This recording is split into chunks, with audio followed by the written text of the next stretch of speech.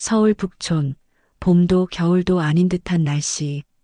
햇빛이 뉘엿뉘엿 오래된 창틀 사이로 고요히 스며들었다. 찻집 사나는 늘 그 자리에 있었다.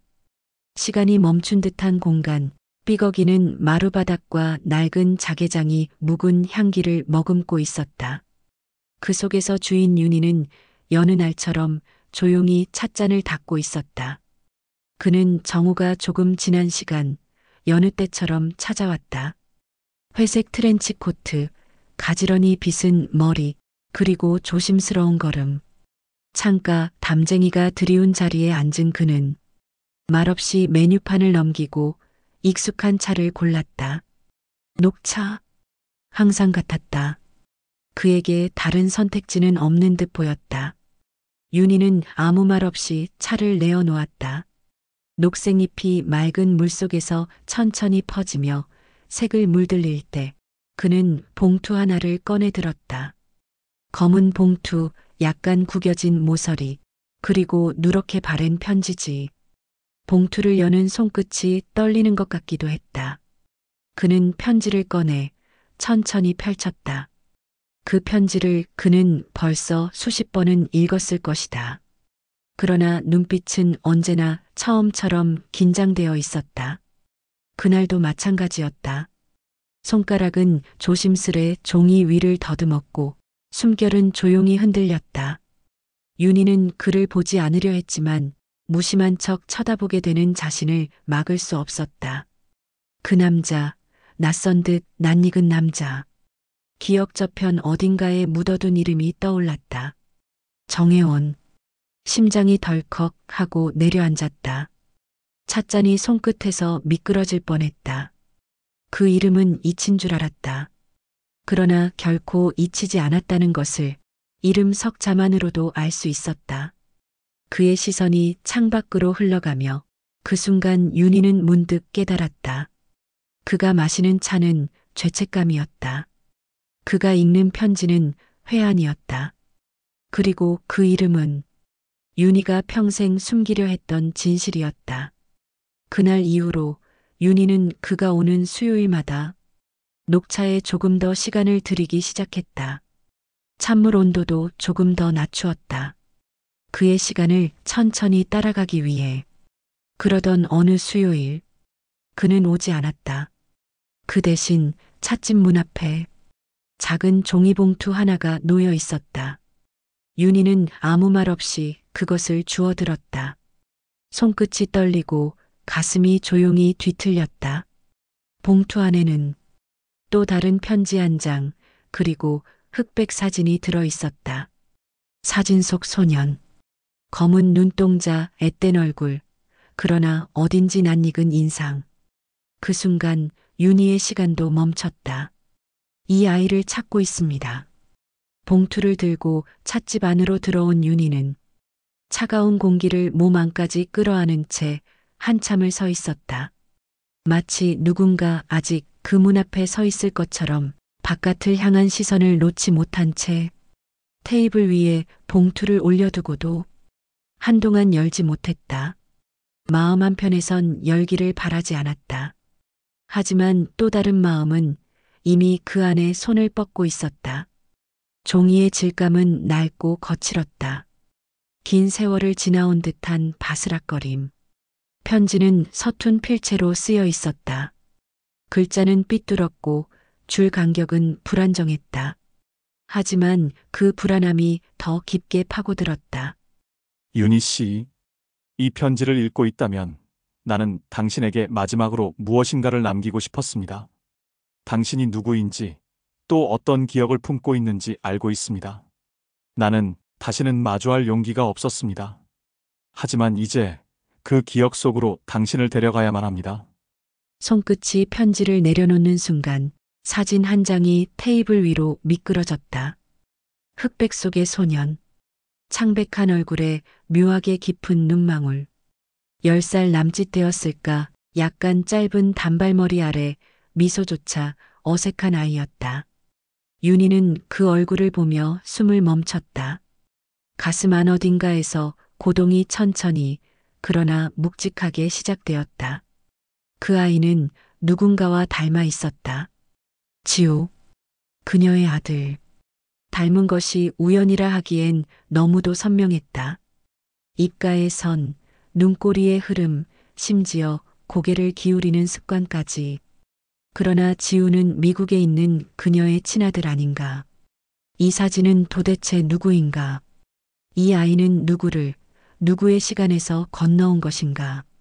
편지는 계속되었다. 당신은 기억할지 모르겠습니다.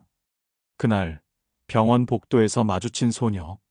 당신이 가버린 뒤에도 나는 그 소녀의 곁을 떠나지 못했습니다. 나는 도망쳤지만 또 한 생명을 지켜야 했습니다. 그것이 나의 벌이자 유일한 구원이었습니다. 윤희의 손등에 뜨거운 한 방울이 떨어졌다. 언제 흘렀는지도 모를 눈물. 말없이 흘러내리는 눈물은 죄와 두려움, 그리고 오래된 기억의 습기로 가득했다. 편지의 마지막 문장은 단 한 줄이었다. 그 아이는 당신과 나 모두의 이야기입니다. 찬물처럼 식은 찻잔이 흔들렸다. 그날 이후 윤희는 편지를 품에 안은 채 잠을 이루지 못했다. 과거가 깨어나고 있었다.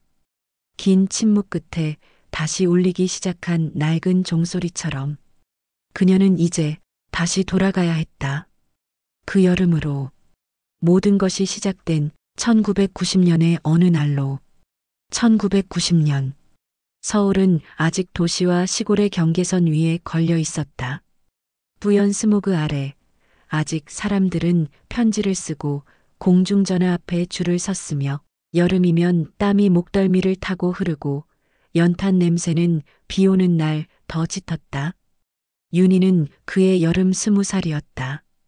가까스로 대학에 입학했지만 마음은 늘 딴 데 있었다. 한 학기쯤 휴학하고 싶다고 생각한 것도 그때였다. 하지만 어머니는 아프셨고 언니는 그 자리에 묶여 있었다. 언니, 윤선. 그녀는 윤희보다 5살 많았다. 책임감이 강했고 웃는 법을 잊은 사람처럼 늘 입을 굳게 다물었다. 그 여름 윤희는 언니의 약혼자 정혜원을 처음 만났다. 집에서 멀지 않은 작은 도서관에서였다. 그날 서울은 38도를 넘기고 있었다. 도서관 안은 어둡고 선풍기는 덜컥덜컥 소리를 냈다. 그는 책장 사이에서 오래된 철학 서적을 들고 있었고 그 옆을 지나가던 윤희는 그 책을 가리켰다. 그 책 재미없어요. 말은 없었지만 눈빛이 그렇게 말하고 있었다.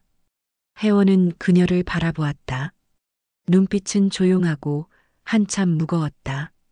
그러나 그 속엔 말할 수 없는 피로와 어딘가 아슬한 호기심이 함께 있었다.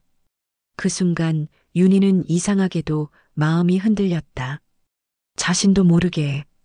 이틀 후 그를 다시 만난 건 언니가 그녀를 억지로 데려간 약혼식 준비 자리에서였다.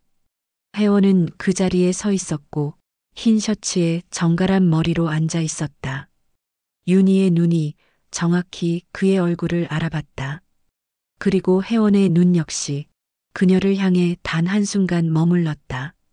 그 여름 그들의 시선은 몇 번이고 교차했다. 하지만 말 한마디 건넨 적은 없었다. 늘 어딘가에 다른 이가 함께 있었고 그 어떤 감정도 꺼내어 보여서는 안 되는 시간이었다. 그럼에도 불구하고 감정은 자란다. 말이 없어도 피어나고 남는다. 마치 불씨처럼 보이지 않지만 서서히 온기를 퍼뜨리는 것처럼. 그리고 어느 날 언니가 집을 비운 저녁 부엌의 찬장이 부서져 어머니가 다치는 사고가 있었고 윤희는 다급히 혜원에게 전화를 걸었다. 그 밤 혜원은 윤희와 단둘이 병원 복도에 오래도록 앉아 있었다. 말도 없이 서로를 바라보지도 않으면서 그저 같은 벤치에 앉아 무거운 공기와 긴 침묵을 나누었다. 그 순간부터 두 사람의 시간은 어긋나기 시작했다. 그것이 잘못인지 아닌지는 그 누구도 판단할 수 없었다.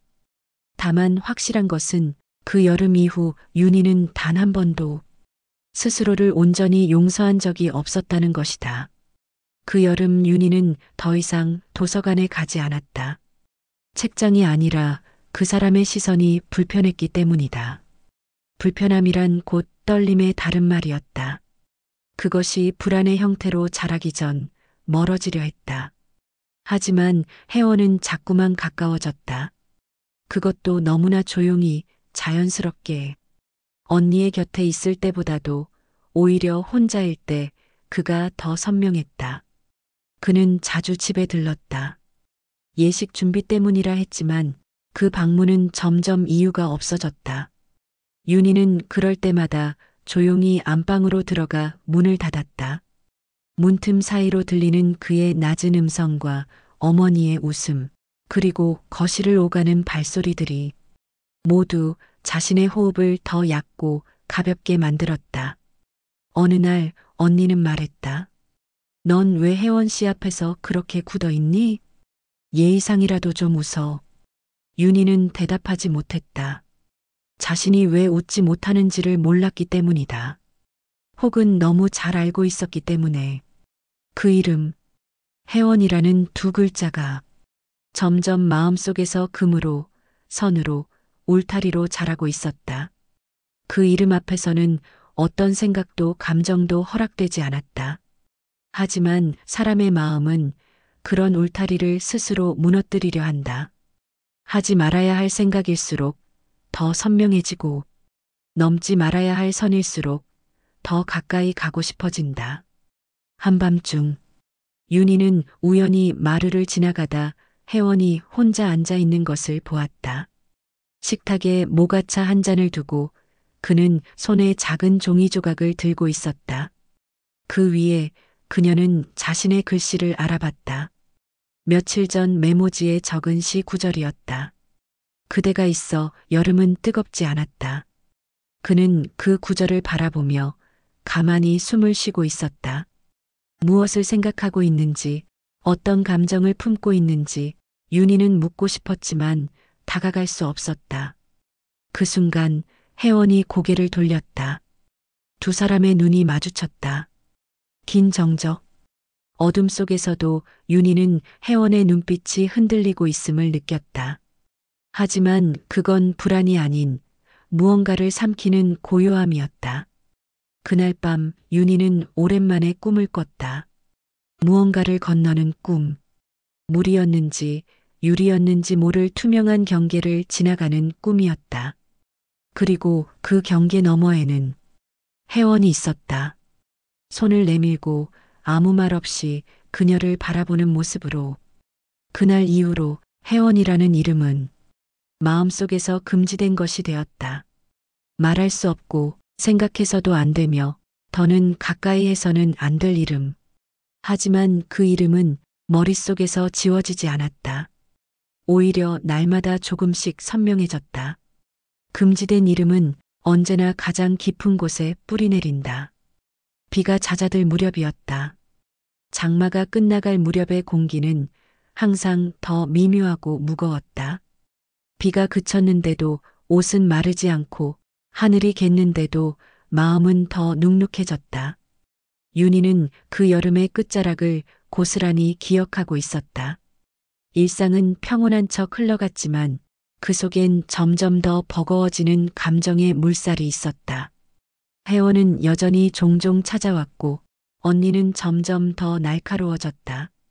결혼을 앞둔 사람의 들뜸보다는 어딘가 불안한 긴장이 언니의 눈에 서려 있었다. 어머니의 건강은 다시 나빠졌다. 입원과 퇴원을 반복하며 식구들은 점점 지쳐갔다. 그날도 어머니가 다시 쓰러졌고 윤희는 곧장 응급실로 향했다. 병원 복도, 차가운 형광등 아래 숨을 가다듬지 못한 채 주저앉아 있던 그녀 곁에 혜원이 왔다. 그는 아무 말도 하지 않았다. 단지 조용히 앉아 있었다. 이전에 그랬던 것처럼 두 사람 사이엔 말이 필요 없었다. 무엇을 말해도 모두 위험할 것 같았기 때문이다. 말은 곧 의도였고 의도는 경계를 무너뜨릴 수 있었다. 윤희는 그날 밤 처음으로 그의 어깨에 머리를 기댔다. 누가 먼저였는지는 알 수 없었다. 그저 고단하고 복잡하고 외로웠다. 그 순간 시간은 멈춘 듯 흘렀고 혜원의 손이 아주 조심스럽게 윤희의 손등 위에 닿았다. 그것은 아무 말도 하지 않았지만 모든 것을 말하고 있었다. 그날 밤 병원에서 돌아온 두 사람은 무언의 동행처럼 함께 골목을 걸었다. 비는 다시 내리고 있었고 좁은 처마 밑에서 둘은 비를 피했다. 바람이 불었다. 윤희의 머리카락이 흩날렸고 혜원이 손을 뻗어 그것을 가만히 눌렀다. 손길은 멈추지 않았다. 윤희는 아무 말도 하지 않았다. 그러나 눈을 감았다. 그리고 입술이 닿았다. 긴 침묵과 감정의 끝자락이 마침내 하나의 장면이 되었다. 금지된 이름, 그 이름을 잊은 것처럼, 아니면 아주 잠시만 용서한 것처럼. 그 밤은 짧았고 기억은 길었다. 다음 날 아침 윤희는 거울 앞에서 자신의 얼굴을 바라보다가 무언가 돌이킬 수 없다는 것을 직감했다. 그리고 무너질 것이 있다는 걸 깨달았다. 그날 바람이 불었다. 이상할 정도로 세차고 집요한 바람이었다. 늦여름의 바람치고는 차가웠고 골목마다 먼지를 일으키며 무언가를 예고하는 듯했다. 윤희는 그날 하루 종일 거울을 보지 않았다. 무엇을 들키고 싶지 않았는지, 무엇을 피하고 있었는지 그녀 스스로도 알지 못했다. 어머니는 병원에서 퇴원한 지 이틀째였고 윤희는 식탁에 앉아 멍하니 마른 반찬을 바라보았다. 그때 전화가 울렸다. 전화기 너머 끊어진 숨소리와 함께 들려온 짧은 문장. 교통사고입니다. 지금 바로 와주셔야. 그 문장은 윤희의 세계를 단숨에 꺾었다. 숨이 막히고 다리가 풀렸다. 누군가의 울음소리가 들린 것도 같았지만 그게 어머니였는지 혜원이었는지 아니면 자기 자신이었는지는 알 수 없었다. 언니는 돌아오지 않았다. 운전석에 타고 있었고 사고 당시 핸들을 피하려다 정면을 받았다고 했다. 차창 너머 빗물이 흘러내리던 장례식장의 기억. 윤희는 아무 말도 할 수 없었다. 혜원도 마찬가지였다. 그들은 단둘이 남겨졌지만 이제는 서로를 볼 수 없었다. 단 한 번의 밤이 모든 것을 갈라놓았다. 장례가 끝나고 집안은 무거운 침묵에 잠겼다. 혜원은 말없이 집을 떠났고 그의 짐은 며칠 뒤 누군가 대신 와서 가져갔다. 누구도 윤희에게 무슨 일이 있었는지 묻지 않았다. 하지만 그녀는 알고 있었다. 그날 밤 그 키스, 그 손길, 그리고 그 이튿날의 사고. 마치 모든 것이 연결되어 있었다. 인과의 실타래처럼 얽히고 묶인 결과 그녀는 그것을 운명이라 부를 수 없었다. 그건 죄였다. 명백한. 밤마다 언니의 얼굴이 떠올랐다. 자기보다 더 많은 걸 견디던 사람이었고 말없이 책임을 짊어지던 언니였다. 윤희는 어느 날 스스로에게 물었다. 내가 아니었다면, 그 밤이 없었다면. 그러나 아무 대답도 나오지 않았다. 대답이 없다는 사실이 오히려 더 확실한 죄책감이었다. 그리고 그 밤 윤희는 다시 한번 혜원의 이름을 불렀다. 입 밖으로 낸 것이 아니었다. 가슴속에서 조용히 그러나 명확하게. 그 이름은 이제 금지된 것이 아니라 저주가 되어 있었다. 그 후 삶은 무너졌고 윤희는 다시 시작해야 했다. 하지만 다시 시작할 곳은 없었다. 언니의 장례가 끝난 뒤 혜원은 사라졌다. 어디로 갔는지 누구에게도 알리지 않았다. 심지어 어머니조차 묻지 않았다. 모두가 조용히 그 이름을 묻어버렸다. 그리고 몇 달 뒤 어머니도 세상을 떠났다. 짧은 암투병 끝이었다. 윤희는 병실 앞 의자에 앉아 멍하니 차가운 벽을 바라보며 스스로에게 속삭였다. 남은 사람은 나뿐이야. 그 말은 다짐이 아니라 선언이었다. 모든 것이 사라진 자리에서 윤희는 삶을 다시 짜야 했다. 하지만 더는 밝은 곳으로 나아갈 자신이 없었다. 그래서 골랐다.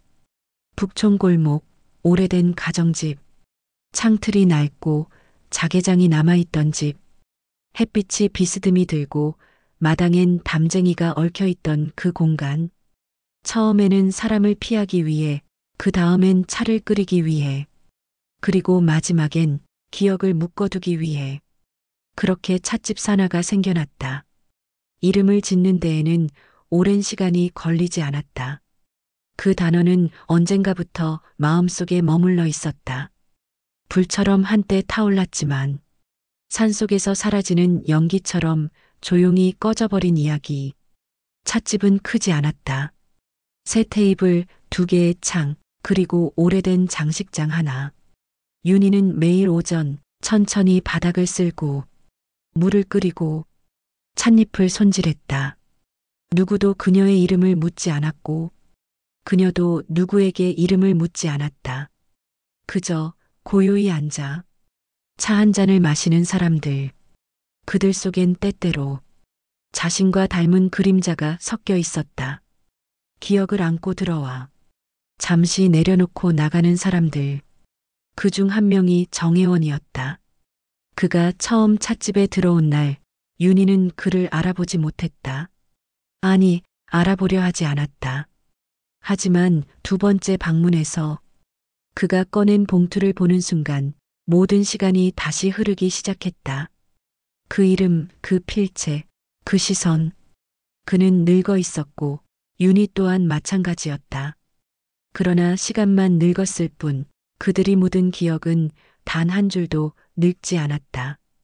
찻집은 그날부터 차를 파는 곳이 아니라 기억을 묶어두는 장소가 되었다. 늦은 오후였다. 바람은 창틀 사이를 지나며 찻집 안에 말 못할 흔들림을 불러일으켰다. 윤희는 자개장의 서랍을 열고 정리되지 않은 종이들을 하나하나 펼쳐보기 시작했다. 무언가를 찾고 있는 것도 무언가를 기다리고 있는 것도 아니었다. 그저 시간이 흘러가는 걸 막기 위해 손을 움직이고 있었다. 그러다 손끝에 닿은 낡은 봉투 하나. 크림색, 반쯤 뜯어진 밀봉선. 무의식적으로 꺼낸 그것은 언니의 글씨로 적힌 이름을 담고 있었다. 윤희에게. 그 순간 공기가 정지했다. 마치 서랍 안에 시간이 숨어 있었던 것처럼. 윤희는 봉투를 한참 바라보다 조심스럽게 종이를 꺼냈다. 종이 안에는 짧은 글과 삐뚤빼뚤한 마음의 그림자들이 서려 있었다. 윤희야, 이 편지를 내가 볼 일은 아마 없겠지. 그래도 혹시 몰라 남겨본다. 내가 어떤 감정을 품고 있는지는 알고 있었어. 그런데 나도 그를 처음 만난 날부터 내 안에 어딘가가 무너지고 있다는 걸 느꼈단다. 그를 사랑하지 않았던 건 아니야. 하지만 그와 함께 있을수록 그가 자꾸만 너를 바라보는 걸 모를 수 없었어. 윤희는 종이를 손에 쥔 채 숨을 쉴 수 없었다. 마치 과거가 종이 안에 눌려 있다가 이제야 터져 나오는 듯했다. 언니는 알고 있었다. 전부를. 그리고도 말하지 않았다. 원망도 질책도 하지 않았다. 심지어 혜원을 떠나지도 않았다. 그 다음 문장은 더욱 충격적이었다. 나는 선택했어. 차라리 내가 모든 걸 안고 가기로. 그게 가족이니까. 그리고 너는 내 동생이니까. 종이 아래엔 작은 사진 한 장이 붙어 있었다. 젊은 언니 혜원, 그리고 그들 사이에 선윤희. 누군가의 생일 혹은 짧은 기념일. 표정은 웃고 있었지만 모두가 서로 다른 곳을 바라보고 있었다. 그날의 진실은 생각보다 오래전부터 균열이 나 있었던 것이다. 언니는 단순한 희생자가 아니었다. 누구보다 정확히 알고 있었고 누구보다 조용히 감당하고 있었다. 윤희는 그날 밤 찻집에 불을 끄지 않았다. 불 꺼진 방 안에서 사진 속 언니의 시선을 따라 한참을 바라봤다. 그리고 마음속에 한 문장이 떠올랐다. 용서는 항상 남은 사람의 몫이다. 사진을 본 이후 윤희는 매일 새벽 4시에 잠에서 깼다. 눈을 감고 있어도 사진 속 아이의 눈망울이 떠올랐다. 윤희는 아들 지우의 얼굴을 떠올렸다. 해외에서 일하는 지우는 어릴 적부터 얌전하고 눈빛이 깊었다. 그 아이도 그랬다. 사진 속의 소년, 잊히지 않는 시선. 당시에는 단지 닮았다고 생각했다. 하지만 지금은 그것이 우연이 아닐지도 모른다는 의심이 서서히 그러나 집요하게 마음을 파고들었다. 윤희는 서랍을 열었다. 지우의 어린 시절 앨범, 병원 진단서, 출생신고서. 아무리 봐도 지우는 자신의 아들임이 분명했다. 윤희는 분만 당시의 기억도 신생아실에서 들려오던 울음도 기억하고 있었다. 하지만 그 모든 기억은 완전한가? 그 시절 혜원이 떠난 뒤 그녀는 혼자였고 혼란스러웠으며 모든 게 희미했다. 지우가 태어난 그해 그녀는 23살이었다. 혼자 병원을 드나들며 출산과 양육을 시작했던 날들. 그런데 그 사진 속 아이가 지우보다도 앞선 시기의 것이라면? 그리고 그 편지, 혜원이 남긴 두 번째 편지의 한 문장이 불현듯 머릿속에서 살아났다. 나는 떠났지만 그 아이는 남았다. 내 모든 것이기도 했고 그를 지키는 것이 내가 할 수 있는 유일한 일이었어. 그 아이, 그는 누구를 말하고 있었을까? 윤희는 조심스럽게 편지 뭉치를 다시 펼쳐 읽었다. 한자, 한 구절, 문장 사이의 숨결까지 살피며 혜원이 남긴 의미를 되짚었다. 그리고 마침내 한 문장이 그녀의 손을 멈추게 했다. 그 아이는 내가 생각하는 방식으로 온 아이가 아니야. 손끝이 식었다. 마치 편지가 아닌 날것의 진실을 쥔 것처럼. 지우가 자신의 아이가 아니라면? 혹은 자신과 혜원 사이에서 태어난 아이가 아니라면? 윤희는 더 이상 생각을 이어가지 못했다. 모든 기억이 조금씩 뒤틀리고 있었다. 그녀는 다시 한번 사진을 들여다보았다. 그 안에 아이는 웃고 있었지만 그 웃음 속에 무엇이 숨어 있는지 이제는 도무지 알 수 없었다. 밤이 길었다. 긴 만큼 불안은 조용히 쌓여갔다. 윤희는 창밖의 어둠을 가르며 차가운 손으로 두 장의 사진을 책상 위에 나란히 놓았다. 한 장은 혜원이 남긴 흑백 사진. 다른 한 장은 지우의 어린 시절, 6살 생일에 찍은 컬러 사진. 조명을 낮추고 빛의 방향을 바꾸며 윤희는 사진들을 번갈아 바라보았다. 아이는 웃고 있었다. 두 아이 모두. 그러나 웃음 뒤에 감춰진 감정은 다르지 않았다. 사진 속 눈빛. 그것만큼은 거짓이 아니었다.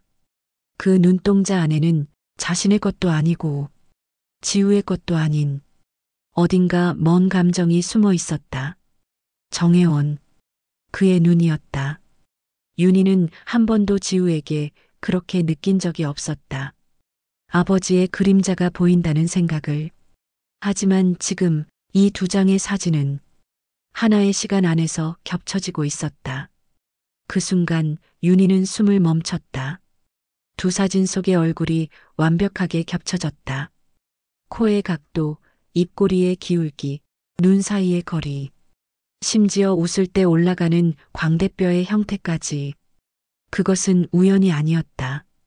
더 이상 외면할 수 없었다. 지우는 자신이 낳은 아들이 아닐 수도 있다. 아니, 지우는 누군가로부터 맡겨진 아이일지도 모른다. 기억은 그녀를 배신하고 있었다. 분명 출산의 고통도 아이를 안았던 온기도 느꼈었다. 하지만 그 기억들은 무엇으로 보증받은 것인가? 그 시절 그녀는 수면제를 복용했고 몸과 정신은 번갈아 쓰러졌다. 출산 전후로 수개월이 흐려져 있었던 것도 사실이다. 그 안에서 무엇이 바뀌었는지 지금에 와서 단정할 수 없었다. 혹시 지우는 혜원이 언니와의 사이에서 낳은 아이였던 걸까? 혹시 그날의 사고가 그 아이를 지키기 위한 대가였던 걸까? 머릿속이 하얘졌다. 의심이 사실일 경우 윤희는 20년 넘게 다른 사람의 아이를 자신의 피라고 믿으며 키워온 셈이었다. 하지만 그 아이는 윤희의 삶의 전부였다. 그 아이의 울음, 첫걸음마, 발열에 밤새 붙잡았던 손까지 모두 그녀였다. 모성은 피로만 만들어지는 게 아니라는 걸 윤희는 누구보다 알고 있었다. 하지만 그럼에도 불구하고 이 진실은 무너질 수밖에 없는 기반을 흔들고 있었다. 윤희는 사진을 천천히 포개었다. 두 얼굴은 겹친 채 다시 서랍 속으로 들어갔다. 그녀의 손은 그 서랍을 한 번에 닫지 못했다. 마치 무엇을 아직 묻기 전 조금의 숨을 더 남기기라도 하듯이. 편지는 벚꽃잎이 흩날리던 오후에 도착했다. 봉투는 누렇게 바랬고 발신인의 이름은 적혀 있지 않았다. 하지만 윤희는 단번에 그 글씨를 알아봤다. 정혜원. 그의 글씨체는 말보다 조용했고 늘 마지막 획이 흐릿하게 마무리되곤 했다. 봉투를 조심스레 열자 얇은 종이 2장과 함께 작은 벚꽃잎 하나가 말려들어 있었다. 시간이 멈춘 것 같았다. 윤희는 식탁에 앉아 햇빛에 반쯤 젖은 편지를 펼쳐들었다. 윤희야, 시간이 지나면 말하지 못했던 것들이 오히려 더 선명해지더라. 너는 항상 봄에 울었지. 나는 그게 이상하다고 생각했어. 왜 봄 같은 사람은 봄을 그렇게 슬퍼하는 걸까? 손끝이 떨렸다. 봄. 하얀 벚꽃 아래 셋이 나란히 걷던 그 봄날이 떠올랐다. 윤희, 언니 그리고 혜원. 말하지 않아도 모두 알고 있었던 계절. 사실 말이야. 나는 윤선에게서 도망치고 있었어. 책임감이라는 말로 도망쳤어. 그 아이가 생겼을 때도 내가 먼저 멀어졌어. 윤선은 묵묵히 받아들였지만 나는 그 앞에서 계속 작아졌지. 그 아이, 지우일까? 윤선의 아이. 생각이 엉켰다. 그러나 혜원의 고백은 더 깊어지고 있었다. 그 아이를 받아들일 자신이 없었어. 그래서 결국 떠났고 돌아왔을 땐 윤서는 이미 없었어. 글씨는 점점 흐려지고 있었다. 번진 흔적은 눈물인지 떨림인지 분간되지 않았다. 너를 미워하려 했어. 그날 병원 복도에서 널 처음 안아줬을 때부터 나는 널 밀어내야 한다고 생각했거든. 근데 그게 잘 안 되더라. 널 사랑했어. 윤선보다 먼저였는지는 아직도 모르겠어. 하지만 그 감정은 진짜였어. 윤희는 숨을 멈췄다. 한참 동안 종이를 들고만 있었다. 말하지 않았지만 이미 알고 있었던 고백. 그리고 결정적인 문장이 다가왔다. 지우는 너의 아이야. 그리고 내 아이야. 하지만 윤선의 이름 앞에서는 단 한 번도 말하지 못했어. 그 한 문장에 모든 시간과 고통이 스며 있었다. 그들의 짧은 밤, 언니의 죽음, 그 후에 태어난 생명. 이제 퍼즐은 맞춰졌다. 지우는 자신의 아들이 맞았다. 하지만 그 진실은 언제나 감춰져야만 했던 것이었다. 윤서는 알았을까? 그녀의 편지엔 침묵이 깃들어 있었고 혜원의 고백은 그 침묵 너머에서 울리고 있었다. 편지의 마지막은 아주 짧았다. 그날 벚꽃이 참 예뻤지. 나는 아직도 그 향기가 기억나.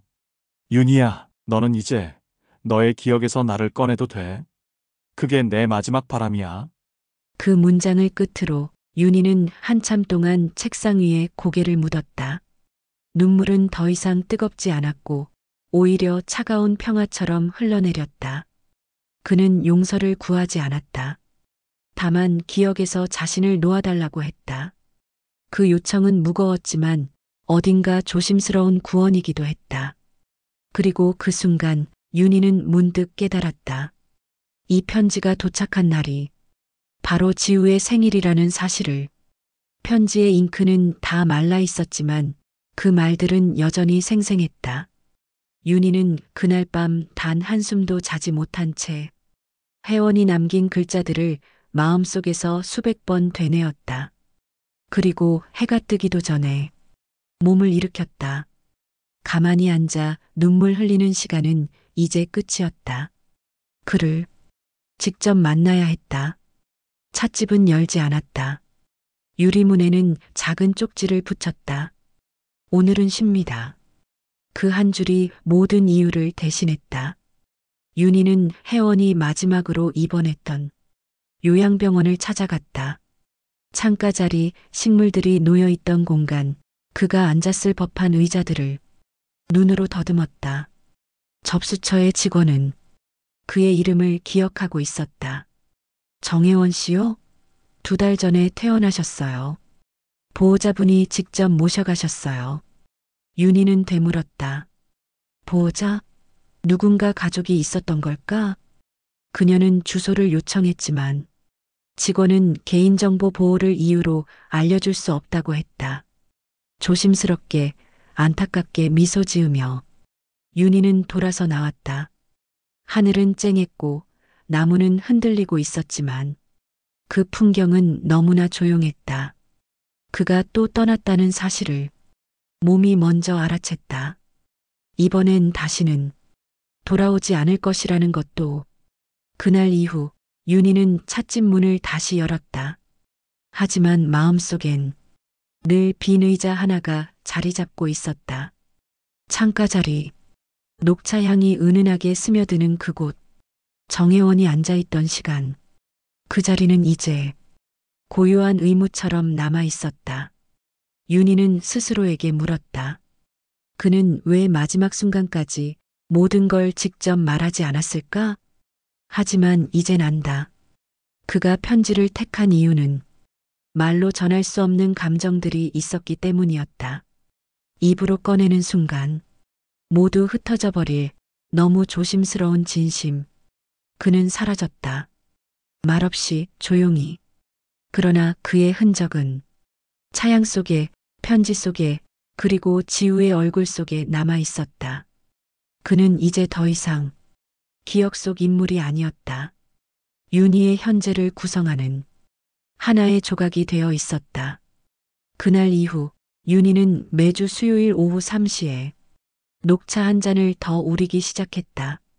누구를 위한 것인지 이젠 말할 수 없었지만 그 시간만큼은 여전히 누군가 곁에 앉아 있는 듯했다. 정혜원이 사라진 이후 윤희는 매주 수요일마다 창밖을 오래 바라보았다. 녹차는 여전히 조용히 우러났고 그가 앉던 자리에는 아무도 앉지 않았다. 그러던 어느 날 요양병원에서 흘린 단서 하나가 문득 기억 속에서 떠올랐다. 접수 직원의 마지막 말, 그를 데려간 보호자는 남성분이셨고 정씨 성을 가진 분이었다는 말. 윤희는 혜원의 오랜 주소지 근처를 수소문했다. 그곳엔 이미 그가 없었다. 하지만 오래전 지인이라는 한 노인은 조심스레 이런 이야기를 꺼냈다. 그 사람 고향 근처 작은 바닷가 마을에 방 하나 얻었다더군. 몸이 많이 안 좋았다고 들었어요. 그 한마디가 윤희를 움직이게 했다. 그녀는 찻집 문을 닫고 작은 여행 가방 하나를 들고 기차를 탔다.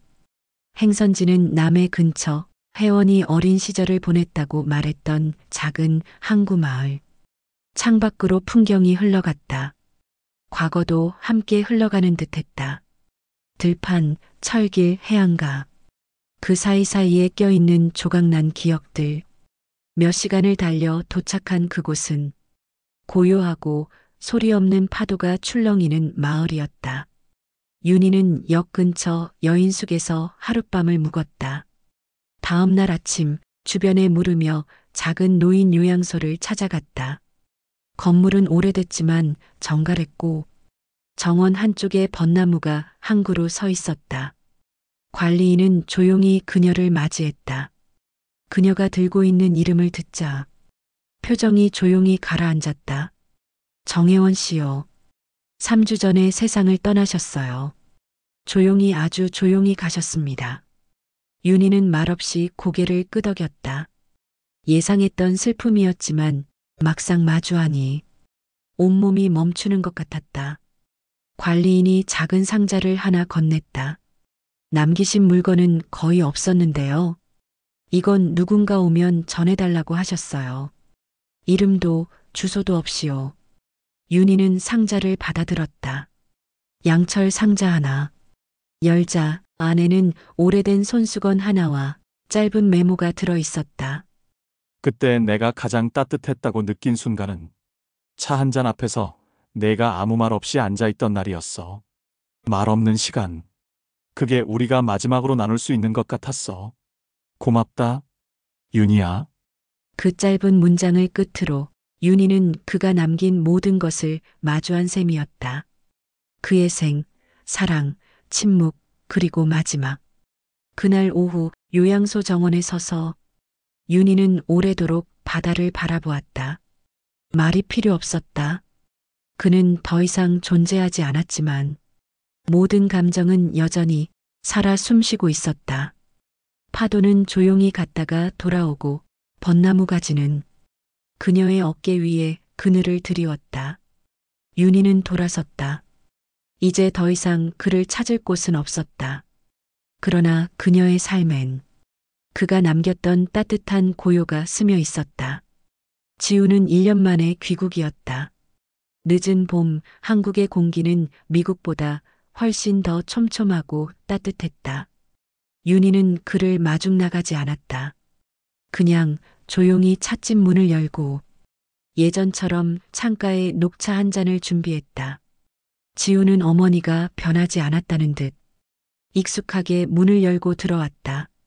그러나 윤희는 이미 알고 있었다. 모든 것이 달라질 준비가 되어 있다는 걸. 저녁 무렵 두 사람은 마주 앉아 조용히 밥을 먹었다. 그 식탁은 평범했지만 윤희는 처음으로 입을 열었다. 말은 길지 않았다. 하지만 그 첫 문장을 꺼내는데 30년이 걸렸다. 지우야, 오늘은 내게 들려줘야 할 이야기가 있어. 지우는 고개를 들었다. 윤희는 그의 눈동자 안에서 예전과 다르지 않은 따뜻함을 보았다. 그녀는 천천히, 아주 천천히 지우가 태어나기 전의 이야기부터 시작했다. 자신의 언니 정혜원이라는 이름, 잊지 못한 여름, 그리고 단 하나의 밤. 지우는 아무 말 없이 듣고 있었다. 중간에 물도 마시지 않았고 질문도 하지 않았다. 윤희는 눈을 감고 마치 자백하듯 고백을 이어갔다. 그 아이가 얼마나 기다리지 않은 생명이었고 얼마나 큰 죄책감 속에서 하루하루를 키웠는지, 그리고 그럼에도 얼마나 사랑했는지를 그녀는 말했다. 사랑은 피로 설명되지 않는다고, 진심은 때로 침묵 속에 더 오래 남는다고. 말을 마친 순간 윤희는 고개를 들지 못했다. 눈물이 뜨겁게 목울대를 지나 그릇 위로 떨어졌다. 지우는 조용히 일어났다. 윤희는 두려움에 손을 움켜쥐었다. 그가 말없이 떠나갈까봐. 하지만 지우는 천천히 윤희의 옆으로 와 작게 말했다. 엄마, 난 엄마의 아들이에요. 그 말은 세상의 어떤 위로보다도 깊었다. 지우는 윤희의 손을 잡았다. 그 손은 조금 거칠고 조금 떨리고 있었지만 그 따뜻함은 여전히 아이였던 시절 그대로였다. 그날 밤 윤희는 처음으로 편지를 쓰지 않고도 마음을 전할 수 있었다. 말은 눈물처럼 흘렀고 눈물은 사랑처럼 남았다. 아침 햇살이 찻집 바닥을 천천히 훑고 지나갔다. 창가에는 봄비에 씻긴 담쟁이가 새순을 틔우고 있었고 윤희는 천천히 자개장의 문을 열어 오늘의 찻잎을 꺼냈다. 녹차였다. 정혜원이 마셨던 것. 아니, 이제는 그녀 자신이 가장 자주 마시는 것이기도 했다. 찬물 온도는 늘 80도였다. 이젠 손끝으로 그 온도를 가늠할 수 있었다. 너무 뜨겁지도 너무 차갑지도 않게. 사람의 감정도 용서도 그 온도를 닮아 있었다. 며칠 전 지우는 미국으로 돌아갔다.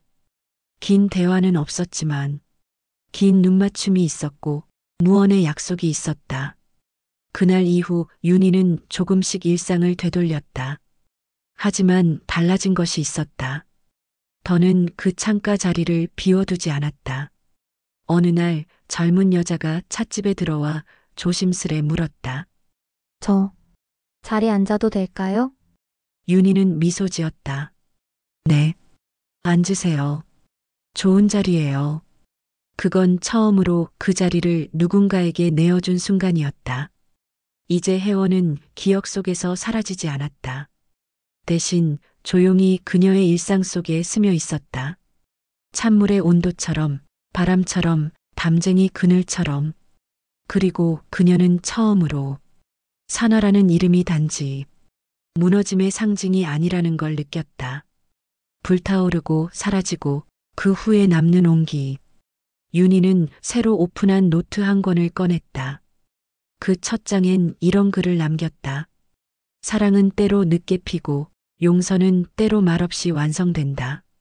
나는 여전히 그 찻잔 앞에 앉아 있다. 그러나 이제 울지 않는다. 차가 완전히 우러나고 윤희는 그것을 따라 자신 앞에 조용히 올려두었다. 그 찻잔엔 지나간 사람들과 남은 사람들과 그리고 앞으로의 시간들이 함께 담겨 있었다.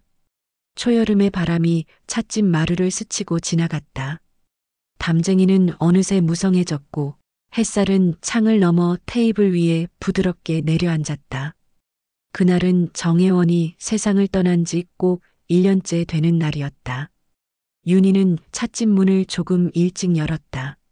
안쪽 장식장에 놓인 흑백 사진 한 장, 그 옆엔 작은 접시에 담긴 녹차와 말린 과일 한 줌. 아무 장식도 없는 그러나 누구보다 정성스러운 제사상이었다. 오후 3시. 시간은 어김없이 흐르고 문이 조용히 열렸다. 지우였다. 검은 셔츠에 정갈하게 다린 바지. 그는 익숙한 듯 창가 자리로 걸어가 자리에 앉았다. 윤희는 무언의 미소를 지으며 그의 앞에 녹차 한 잔을 올려주었다. 말은 없었다. 필요하지 않았다. 두 사람은 나란히 앉아 오래된 편지 하나를 다시 펼쳤다. 정혜원이 윤희에게 남긴 마지막 편지였다. 지우는 처음으로 그것을 읽었다. 그는 아무 말 없이 손끝으로 글자를 더듬었고 윤희는 그를 바라보며 조용히 고개를 숙였다. 시간이 흘렀다. 차는 조금씩 식었고 바람은 커튼을 살짝 흔들었다. 지우가 입을 열었다. 이제 이 자리에 앉는 게 나에게도 괜찮은 일인 것 같아요. 윤희는 웃었다. 처음으로 가볍게. 그 웃음엔 후회도 슬픔도 담겨 있지 않았다. 오로지 지금 여기에 있다는 안도만이 있었다. 지우는 찻잔을 들어 그 향을 깊이 들이마셨다. 그리고 그 조용한 의식을 따라 한 모금 천천히 마셨다. 그것은 용서의 맛이었고 기억의 향이었고 사랑의 온도였다. 찻집 밖에는 아이들이 뛰어다니고 어디선가 자전거 바퀴 소리가 울렸다. 그리고 그 모든 일상의 소음이 이제는 고요하게 들렸다. 윤희는 생각했다. 그날의 끝은 지금 여기서야 비로소 맞이하는 것이구나. 오늘의 시작은 이 조용한 한 모금으로부터 비롯된다는 것을. 모든 진실이 밝혀진 후에도 삶은 다시 이어지고 사람은 여전히 누군가의 자리에 앉는다. 찻잔 안에 담긴 건 단순한 차가 아니었다. 그것은 살아낸 이야기들이었다.